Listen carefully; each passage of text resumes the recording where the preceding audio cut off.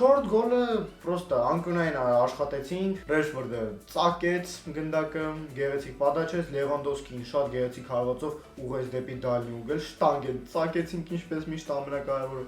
ու գոլ մտավ, խետրիկ խփեց Լևանդովսկին, շատ մալադեց, ապրես հիանալի ավոք։ Մեր պապիկ, այո, մեր սիրելի պապիկ, մեր սիրելի Ռադելի ոսում։ Դե Յոնգը կարմիր է ստացել, չգիտեմ ինչ պիտի անենք, ճիշտն ասեմ,